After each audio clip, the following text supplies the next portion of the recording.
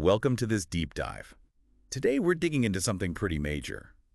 Warren Buffett stepping down as CEO of Berkshire Hathaway.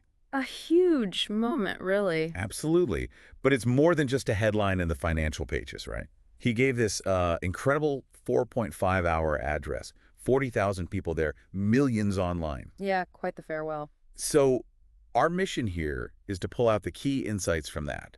Stuff that's relevant way beyond Wall Street, lessons for work, leadership, just life. It's like getting the distilled wisdom without sitting through all 4.5 hours. Exactly. Think of it as your shortcut. And we're basing this on an article from May 4th, 2025 called Pasted Text. Right, and what's immediately clear is the breadth of it. He wasn't just talking numbers. He was hitting these fundamental principles. Principles that really apply to anyone, anywhere. That's it. Really universal stuff. Okay, so let's jump into the first big one. His take on trade. He was really clear, wasn't he? Said something like, trade should not be a weapon.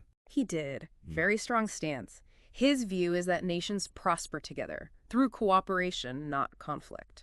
Which feels counterintuitive sometimes, given the headlines. But how does that idea translate, say, to our workplaces? Oh, it translates direct. I mean, think about how we work now. Remote teams, global projects. It's all interconnected. Right, collaboration across borders, even just across departments. Exactly. And if you approach that with a zero-sum mindset, for me to win, you have to lose, it just breaks down. Buffett's talking about mutual benefit. It's like, well, imagine departments in a company hoarding information, not cooperating. Like internal tariffs, almost, silos. Precisely. The whole company suffers. His point is that strength comes from interdependence, shared success. That really changes how you think about team dynamics, doesn't it? It's not just individual performance. It's about the collective lift. So for a leader listening, what's the practical takeaway? How do you build that kind of cooperative spirit? Well, you build teams, like countries, ideally. Build trade relationships based on trust, mutual respect. Okay. And the goal of making each other stronger.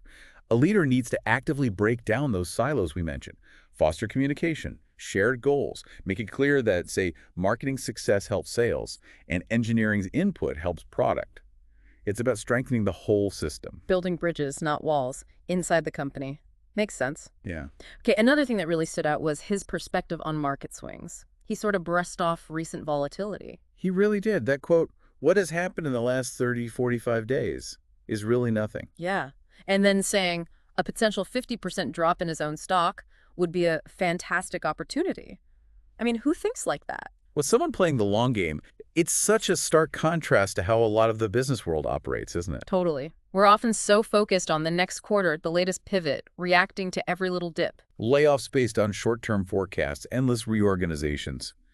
Buffett's approach is about resilience, focusing on the underlying value, not the daily noise. So for someone maybe running a small business or just managing their own career path, how do you adopt that kind of long-view thinking when things feel shaky? That's a great question. It's about reframing, I think. Buffett sees a downturn as a buying opportunity. Right, a chance to get value. So if you face a setback, maybe a project fails or you get laid off, can you see it not just as a loss, but as, well, maybe an opportunity? An opportunity to learn something new, to pivot, to build different skills. It's about investing in your own personal compound interest. What do you mean by that? Your skills, your network, your reputation, these things grow over time, often slowly, but they build resilience regardless of short-term ups and downs. It's like, you don't judge an oak tree after one season. I like that analogy. Planting seeds for the long haul. Okay, he also said something quite profound about luck and circumstance. Yes, about being luckiest to be born in the U.S. And willing to keep negotiating in the womb for it. It was such a direct way of saying, hey, where you start matters a lot. And coming from him, someone who's the epitome of the self-made narrative, that's powerful. He's acknowledging privilege, the role of chance. Right. He's basically saying, I didn't start from zero. Exactly. And the implication is huge. It means talent and brilliance are everywhere, but opportunity, well, that's not evenly distributed at all. So what does that mean for how we should think about work, about building organizations going forward? Well, if we take his point seriously, it highlights the need to be way more intentional about creating equitable systems. You mean actively working against those structural inequities? Yes. Designing workplaces and maybe even broader societal structures that give more people a fair shot. moving towards a true meritocracy where your starting point doesn't predetermine your potential ceiling. Acknowledging the luck involved is the first step. That's a big challenge. Moving on, he wasn't afraid to tackle uncomfortable topics either, like the U.S. fiscal deficit, called it unsustainable. Yeah, he didn't mince words. He stressed that leaders need to confront these difficult realities, even if it's unpopular.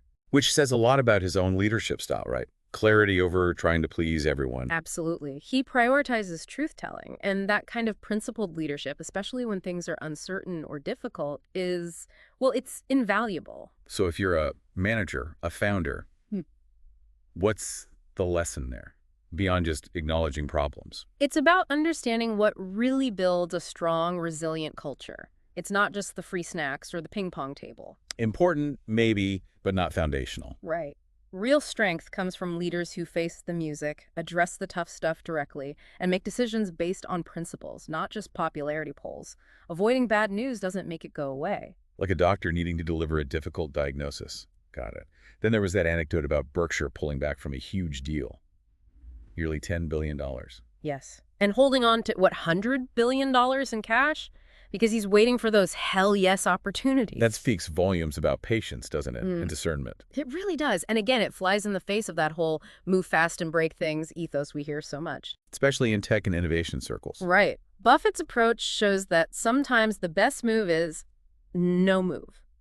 Waiting for the truly exceptional opportunity, but being highly selective, resisting pressure to just do something. So for innovators listening, it's not always about speed.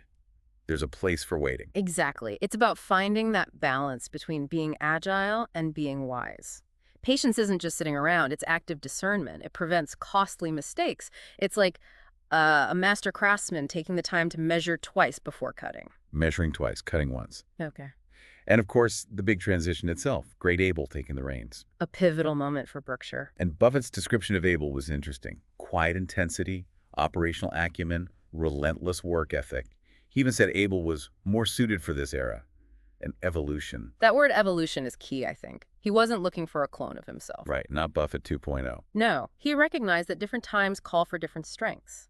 Abel seems to embody this, well, this modern kind of high-performing leader who is deeply operational but also focused on people.